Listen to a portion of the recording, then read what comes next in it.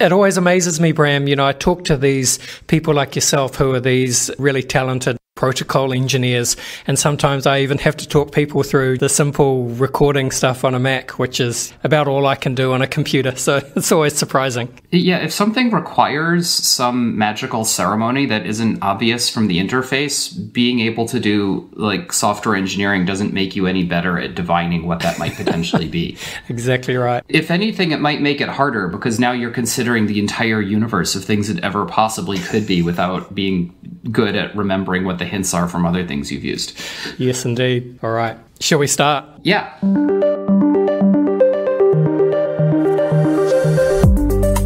This is the Brave New Coin Crypto Conversation, hosted by Andy Pickering. Hi everyone, Andy Pickering here. I'm your host, and welcome to the Crypto Conversation, a Brave New Coin podcast where we talk to the people building the future in the Bitcoin, blockchain, and cryptocurrency space. My guest today is Bram Cohen. Bram is a mad scientist. He is an author of puzzles. He is a computer programmer, a hacker, a geek, and Bram was the inventor of the peer-to-peer BitTorrent protocol that would change the world in the early 2000s, disrupting the way we understand copyright, how we consume content, and the destruction and rebirth or unbundling and rebundling of content delivery systems. And at the core of this was this idea that information wants to be free, and the tension behind that idea is still at the root of what it means to be extremely online today. Bram is also the founder and CEO of Chia Network, a new cryptocurrency that, instead of using the energy-intensive proof-of-work consensus algorithm of Bitcoin, Chia uses proof-of-space, meaning free hard disk space. So Bram's vision for Chia is to create a cryptocurrency with the same advantages and properties of Bitcoin, but without the enormous energy footprint. Now, this is the first of two parts of my conversation with Bram. I've split it into two parts because we spoke for almost 2 hours, and listening to the whole thing in one part is just too intense. Bram has a lot to say, and he's not afraid to get a little bit technical in his own inimitable style.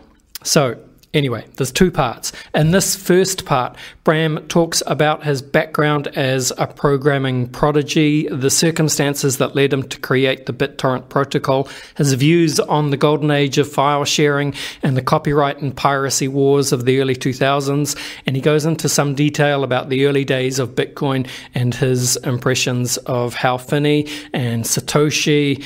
And part two of this conversation, which I'll put out very soon, it should be within 2 days of this episode, Bram goes into detail about what he thinks are the limitations of Bitcoin and how his new cryptocurrency project, Chia, hopes to build on the blueprint of Bitcoin and solve some of its flaws. Okay, so let's get started. Here is part one of my conversation with the unique mind of Bram Cohen. Hello, Bram. It is a pleasure to have you here. Welcome to the show. Thank you for having me on. All right, so like I said, it is a pleasure to have you here, and I'm really intrigued to hear all about your vision for Chia. Just before we get into that, I think it would be a real treat for myself and for the listeners to go through some of your history, as you've made some big contributions to computer science and internet culture. How does that sound? Yeah, okay. Well, I have a long and storied history at this point. I was a programming prodigy back when I was a kid, back before being a programming prodigy was really a thing, because that's how old I am. Sure. In the late 90s, I worked for a bunch of .coms you've never heard of, doing networking stuff. And then I decided to take, my experiences from that and start this project called BitTorrent, which was released open source and became wildly successful. And I started a company around it, and that's been around for a very long time now. I left that company in the middle of 2017 to do cryptocurrency stuff because I thought there was lots of stuff I could do there. And BitTorrent actually sold after that. And I've, since middle of 2017, I've been doing Chia, this new cryptocurrency project. And that is a very concise nutshell of a history, Bram. So I think we should go through it in a little bit more detail. So why don't we start at the beginning? So according to Wikipedia, and, you know, I suppose we can trust Wikipedia, but you're probably a better source of your own history. But Wikipedia says that, and you hinted at this when you said you were a programming prodigy. Yeah. So Wikipedia says that you learned the basic programming language at the age of 5 on your family's Timex Sinclair computer, and then it goes on to say that you passed something called the American Invitational Mathematics Examination while you're at high school. Yeah, there's a few things going on here. Sure. My ability to read and my ability to program were always kind of about on par with each other. They were about the same. I did math team in junior high and high school, and I was pretty good at it. I was like the second best person in my year in the city of New York and the third best in the state of New York. And so there's the ASME, which is the American High School Mathematics Exam. That's open to anyone in high school. And if you pass that, you take the American Invitational Mathematics Exam. And if you pass that, you take the USAMO, United States of America Math Olympiad exam. And if you pass that, you go to training for the International Math Olympiad. And then if you make the team, you're on the US team. And then if you win, you're part of the winning team. I passed the AME 2 or 3 times. I don't remember. I came close to passing the USAMO one of those times. I never really studied for exams like ever. So I maybe could have done better if I had. But I didn't actually make team training for that. So I was in the top probably 100th or 1000th of a percentile, if you run the numbers on that. Wow. So really what we're saying is from a very young age, you were quite brilliant at computer programming and mathematics, right? Well, that was math team stuff, right? So sure. There's some amount of selection here, and that not everyone really tries to work on that stuff. But also there's a big difference between being merely very good and being world class at something. And I'm merely very good at least math team type stuff. So I didn't make the team, right? Or it didn't come that close to it. So I was probably in the top couple hundred students in the country. Maybe would have done a bit better had I studied more, because I think other people were taking it very seriously and I wasn't. But that's in the top couple hundred for my year, which probably means in the top couple thousand in the world, which means I'm in the top, 100,000 of everyone who's alive today globally, something like that. That's good, but I mean, that's hardly world class. That would be like, if you compare it to how people do in baseball, it might be the equivalent of of being in a third tier league. Sure. In terms of skill levels there. Well, you're probably being quite modest. Well, my skill levels at programming are quite a bit better than my skill levels at math team. Yes, and that's where I'm heading. And I think just to put this in context, because you have spoken about this before, and I think it is part of who you are, it's part of your history, you have identified as having Asperger's syndrome. And is that part of why you have a natural affinity, do you think, for puzzles, programming, and mathematics? So there's this stat, which I think is hilarious. If you, say hypothetically, are an American male between the ages of 20 and 40 years old, and you're 7 feet tall or higher, the chances that you're playing in the NBA today are 1 in 6. Yes. Now, everybody knows about basketball, and that's relatively easy to spot. But that it would seem to have a certain lesson about fate, that if you are just freakishly well designed for a particular thing, pretty high likelihood you'll figure it out sooner or later and just go with your fate. Wow, that's such a subtle and elegant way of expressing that, Bram. I love that. That's really nicely said. When I was in high school, I was really interested in programming and algorithmic things. And these are subtleties that only really make sense if you know computer science. But a lot of computer scientists will think in terms of like highly abstract algorithmic classes.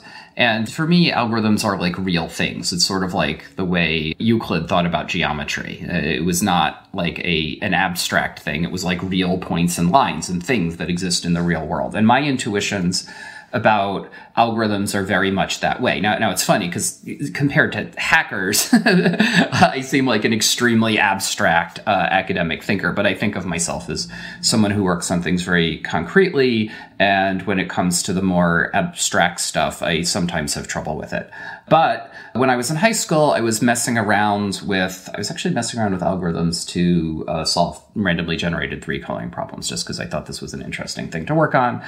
And because I just would go talk to Martin Davis during his office hours at NYU. He's a professor at NYU. And, professors have office hours and no one ever goes and talks to them. So I would just go talk to him during his office hours. and so he introduced me to Bart Selman from Bell Labs, who was actually working on very similar stuff. And he offered me a summer internship while I was in high school. And during that, I tweaked this thing that he'd come up with called GSAT to make something called WalkSat, which was a big improvement in it, and is to this day the basis of most stochastic SAT solvers. So that was like my first notable contribution to computer science, and that was when I was in high school. Fantastic.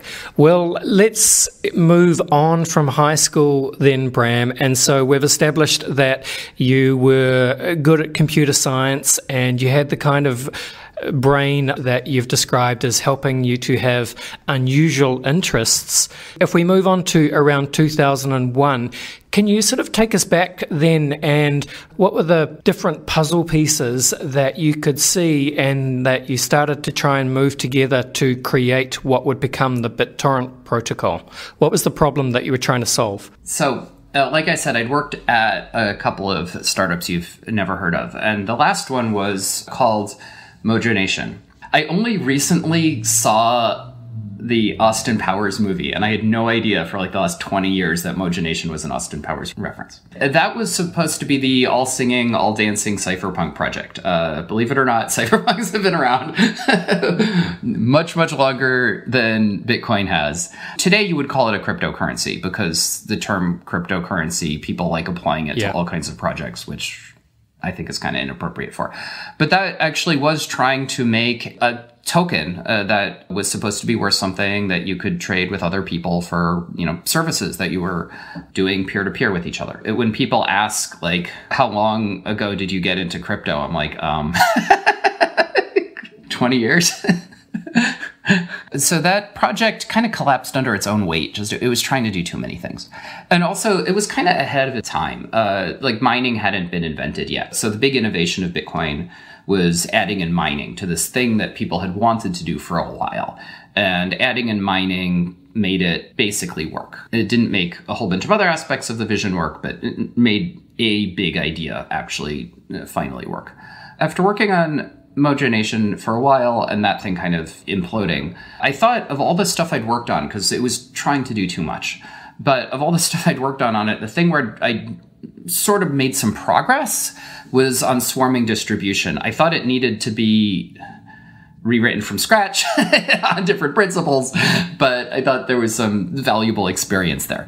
So basic idea there was, I thought, well, the big resource at the time, it's worth less now, but the big resource was bandwidth. That bandwidth is much more expensive than CPU or storage. You have this big problem online with storage online, that the value of storage space is, generally speaking, considerably less than the cost of the bandwidth to get it there.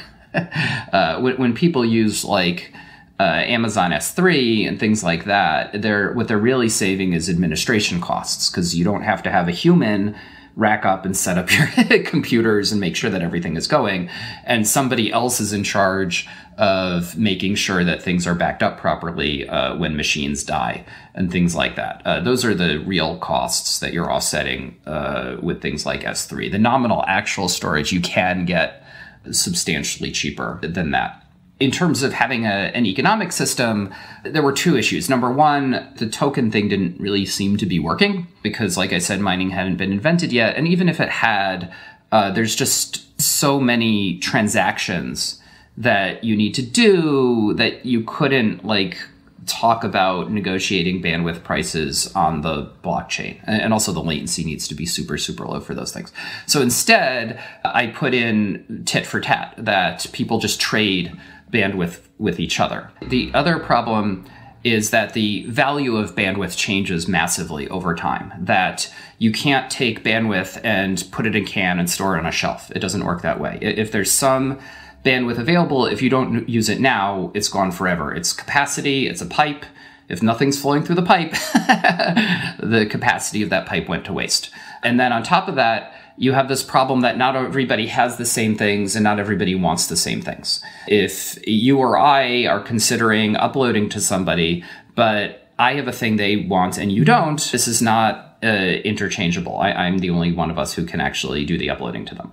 So in order to fix those things, I made something that was very, very focused on a very large thing is available right now, and everyone who's getting it is trading pieces of it with other people who also want it right now. That's kind of this very abstract sounding high level thing for something that in the end wound up looking like it had no interface and had no design. In fact, it had very much design because somebody needed to figure out that that was the right thing to do. Just to finish off on Mojo Nation, I think it's worth mentioning, Bram, that Zuko, who would go on to begin the Zcash project, he was at Mojo Nation with you. And also, he was. I think it was Jim McCoy who was behind Mojo Nation.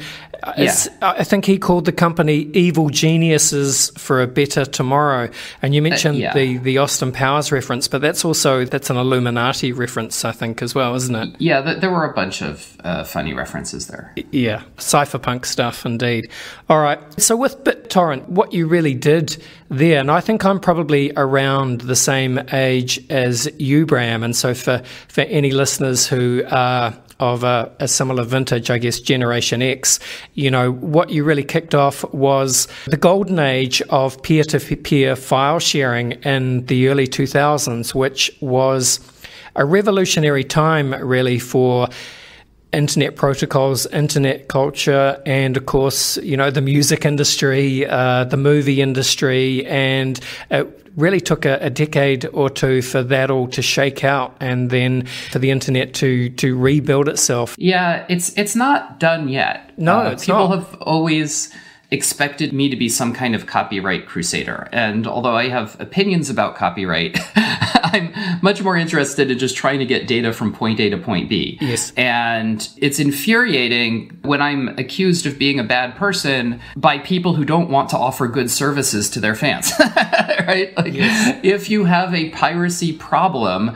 first and foremost, if you are not making your content available to people in a way that's convenient and good for them, you have no one to blame but yourself, right? Yes. Like a very low bar is the end user experience should be superior when they pay money than when they pirate. And that's pretty dodgy to this day, actually. But back then, most content, it was like, no, you're not allowed to do this. You must wait until it comes out on DVD and buy it then, or wait until it comes out on television and watch it on television. It's like, what are you doing? You want to move forward, offer a good service, make people enjoy the stuff you have, engage with your fans. Well, that's exactly right. And, if you look back at some of the media coverage from that time and, what the record companies were saying, it all seems a little bit ridiculous with the benefit of hindsight now. But, eventually they got with the program. And, of course, now we have Spotify and Netflix and so on. And, yeah. Well, it's still... There was also this other thing back then that recorded media hadn't really been around that long at the time. This is a little crazy to think, but 1960 was as far from 1990 as 1990 is from today. Yes. So there's almost no actual recordings prior to 1960. That there are recordings, there were hits back then, but they weren't terribly high quality, and there aren't a huge number of them. And so back then, almost everything recorded was still within a semi-reasonable copyright window, and it was just this kind of reasonable assumption that all recorded things ever were under copyright. And enough time has passed now that this has become utterly absurd. That if copyright were set to a reasonable term, or even an unreasonable term, like let's say 30 years, right? Like nobody ever says, oh, well, I would be making a movie, but it would run out of copyright in 30 years. And that's the difference between making this movie and not. No, that's absurd. The vast, vast majority of revenues from any recorded media happen from the first few years. And it's a very, very tiny fraction of them that continue to make money past some point. And even the ones that do, there's a huge time cost of money in that interim. That's a massive discount right there. So it's kind of hard to justify from any, societal good standpoint copyright applying to things pre-1990 today. And the thing is, there's lots of recordings pre-1990 that people could use. You could, there are many people who, if things prior to that date were copyright free, would just happily only listen to 80s music and movies and be happy with it. And that would offer up a huge amount of potential samples and background music for YouTube videos and things like that. That would be hugely valuable. But no, we still have this indefinite copyright that's going on now.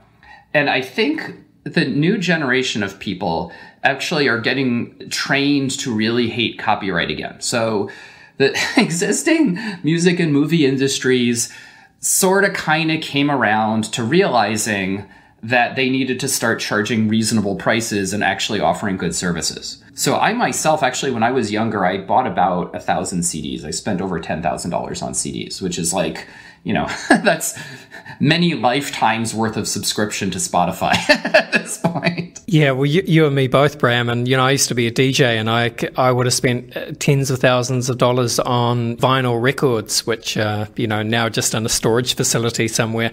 But even doing a podcast, there's so many moments when, I would like to kind of extend the creative boundaries of what I can do from an audio perspective. So like the podcast before this one, I used a snippet from the 1938 broadcast of War of the Worlds. I played that at the end of the podcast because that is in the public domain. But if you want to use some beats from Drake or something like that, then you're not allowed to because copyright, and it is a little bit ridiculous. Well, now it's all based on this fingerprinting thing. So YouTube is extremely, extremely ridiculously aggressive about things getting claimed if used so much as a sample of sound, and it automatically fingerprints. And they have this process where you can say, no, I either didn't, that's either an invalid claim or I'm falling under fair use here. And there are many situations in which that should apply, where there's like a public domain sample that was used in a video, and because the fingerprinting only knows about that video and it doesn't know about the public domain sample, you get hit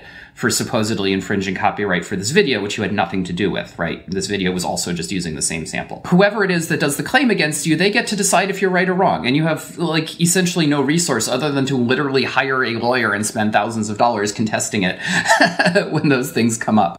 That's right. It's just not worth the risk. But look, we could talk about copyright all day, Bram, but, I really want to talk about cryptocurrency, Bitcoin, and of course, Chia. Sure. Also, I just wanted to give you a chance to say whatever you want to say on the record, because I know that you did sell the BitTorrent company to Tron and Justin Sun, and there's been some discussion or controversy, and the Bitcoin maximalists they've had this weird trolling relationship with Tron in recent weeks on crypto Twitter. But just from your perspective, anything you want to say, go on the record, go.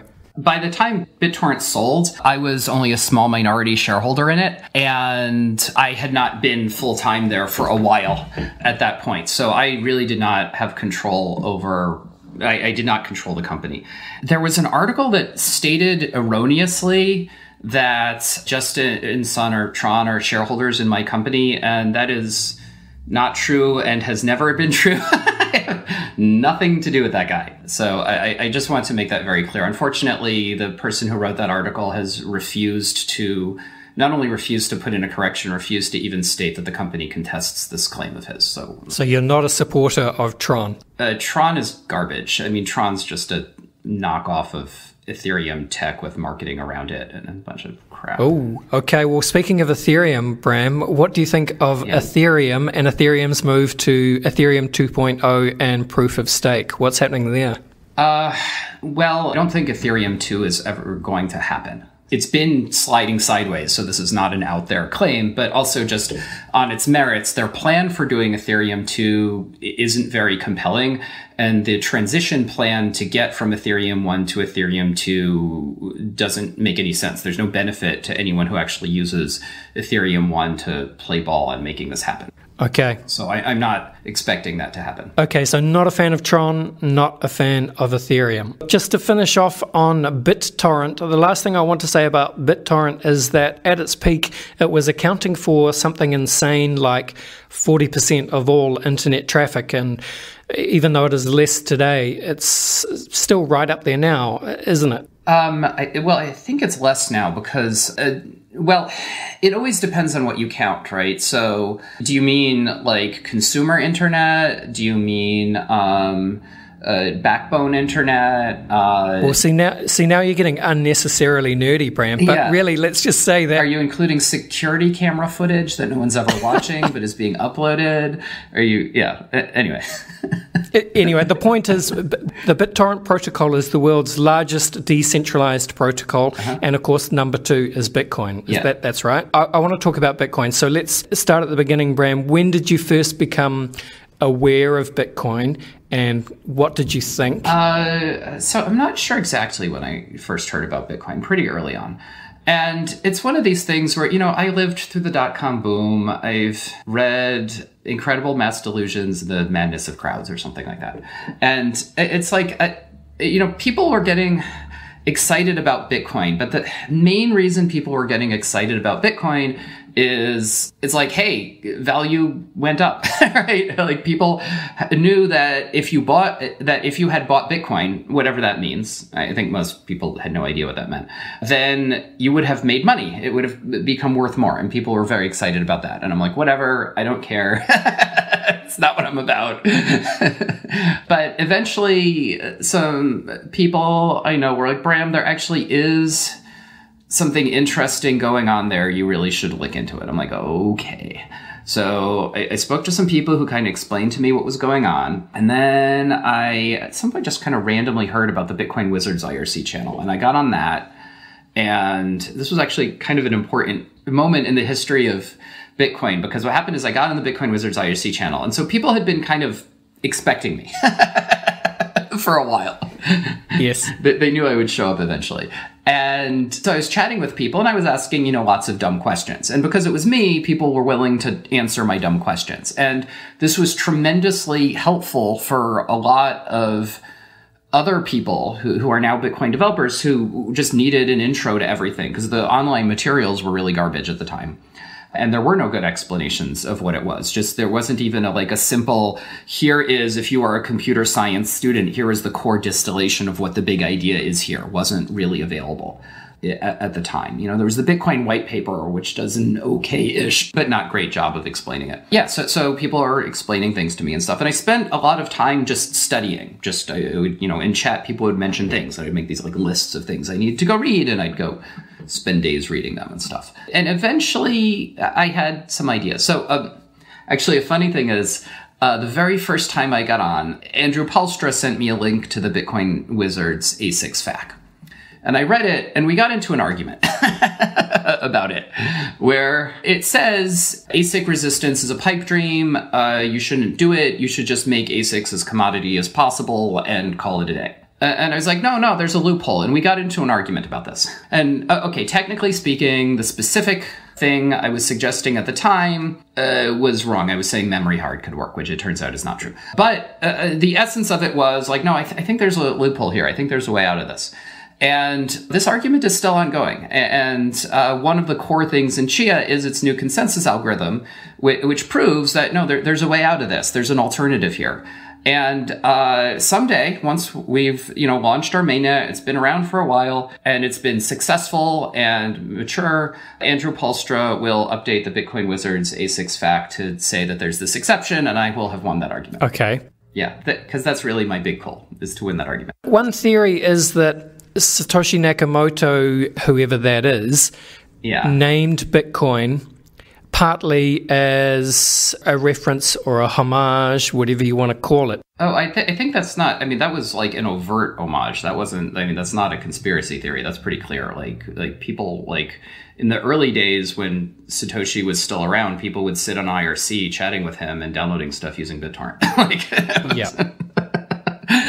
I need to ask then, Bram, you answer this in any way that you feel is appropriate. So do you have a theory on who Satoshi is or was? You know, a funny thing is, it's easy to avoid giving yourself away when you're dead. There are people who seem plausible. Well, the really obvious person is Hal Finney. Sure. Because he was talking to Satoshi, and this is a thing that people often do with their pseudonyms. And he'd been working on that. I actually had put together a conference called CodeCon, and he presented at CodeCon this earlier project that he did that basically was Bitcoin, but mining hadn't been invented yet, so it was relying on Intel trusted hardware. But it was Bitcoin. He was trying to make that happen. And also there was a person who was really my best friend, who had been my roommate, who his whole shtick was posting pseudonymously on cypherpunks constantly. And really had a lot of that rah-rah, attitude towards what he wanted to do with the world. And he unfortunately killed himself. And Hal had, the story is he went to the doctor one time and said, hey, I have some numbness in my fingertips. I read him blogging about this while it was going on. He said, I have some numbness in my fingertips. And the doctor was like, huh. And the doctor's like, okay, here, touch your nose, touch this, blah. After about 30 seconds, the doctor goes, oh, you have ALS. Looks like it's progressing really fast. You've probably got about 2 years. And Hal was like, wait, what? Can I, wait, I just have numbness in my fingertips. Can I get a second opinion here? And, Hal had declared his intention to go on a heart and lung machine because, well in advance of him losing his capabilities, because he said people who were on heart and lung machines had reported very high quality of life. When they actually did it, even though many people just allowed themselves to die rather than go through that. So he was eventually put on that, but the doctor wasn't wrong. His case progressed really, really quickly. And unfortunately, it got to the point where he couldn't communicate anymore because he lost the ability to even control his eyeballs, which is what he'd been using, very much like Stephen Hawking, to communicate with other people. And so per his wishes, they pulled the plug when that happened, but he had pretty much ideal conditions for him to be cryo-preserved. And so he's cooled in his jets in liquid nitrogen right now. Yeah. The mysterious origin story of Satoshi, I think, is what gives Bitcoin its power, right? It's like a necessary precondition for creating a new form of money. It was an immaculate conception. And only by separating Bitcoin from any single creator or human identity, it means that Bitcoin can be open to interpretation, which is, a blessing and a curse. But ultimately, it means that the purpose of the network and the value of Bitcoin as an asset, it remains open for everyone to use and interpret as they see fit. So really, Satoshi disappearing and nobody definitively knowing who they were is ultimately extremely positive for Bitcoin, I think. I think I've made peace with the possibility that the creation of Bitcoin is attached to these very traumatic events in my life of people I knew dying in horrible ways. The thing that scares me now is the possibility that actually Satoshi was, some kid and is alive and well and has come and fanboyed me at some point and I've made a complete ass out of myself. So I hope I haven't done that. I love that, Bram, and I would expect nothing less from yourself. But all right, well, tell me, you are one of the world's best network protocol engineers, and I'm not trying to blow smoke up your ass. I think it's probably just a fact at this point. You are someone. Let me finish. Okay. You are someone who loves to tackle hard problems, and from that perspective, then what I'd like you to do now is just talk me through what are the elegant parts of Bitcoin, and then what are the flaws of Bitcoin? And then we'll go from there. Actually, a funny, unrelated story. Sure. At one point, Travis Kalanick, many years ago, was actually somewhat active on Twitter and set up a second account and suggested people follow it. And I was like, you know, that account is set to private. And he responded saying, I'll let you follow that account if you publicly state that I'm the world's second best network protocols engineer. Because Travis was a peer-to-peer engineer in a former life before Uber. Wow, I did not know that. Shout out to Travis. Yeah. All right. Okay. Bram, again, so just from your perspective, and this is just your opinion, but, you know, what do you see as the elegant parts of Bitcoin, and what do you see as Bitcoin's flaws? Okay, so here's the problem. Do you want a secure distributed database? Actually, maybe I should back up a couple levels here. Please. Let's say you want to fix the finance industry, right? Now, the finance industry is not good at their job. They're using technology from like 100 years ago. Yeah. It's really bad. Maybe not 100, maybe more like 50, but it's not good. And there are humans involved as well, which of course is never a good thing. Yeah. Okay, so I'm going to end part 1 here. That was intense, right? I really enjoyed that conversation with Bram. Anyone who was around and online in the early 2000s will remember what a time to be alive that was, as the transition from only being able to buy music on CDs dissolved in front of us, and suddenly you could download almost any piece of music ever recorded instantly, depending on your internet speed, and the world would never be the same again. What did you think of Bram's views? Do you think Satoshi named Bitcoin as a reference to BitTorrent? That's just another layer to the mysterious Bitcoin origin story. So on part 2 of our conversation, Bram gives his views on the financial system, on Bitcoin, and he outlines his vision for Chia in detail. So that episode, part 2, will be out in 2 days. It may be out now, depending on when you're listening. So to make sure you don't miss that episode, make sure you subscribe to the Crypto Conversation podcast in whatever podcast app you are using. If you want to get at me on Twitter at Andy Pickering NZ, or email me andy@bravenewcoin.com. I'll see you soon for part 2 of my conversation with Bram Cohen. But for now, this was the Crypto Conversation for Brave New Coin.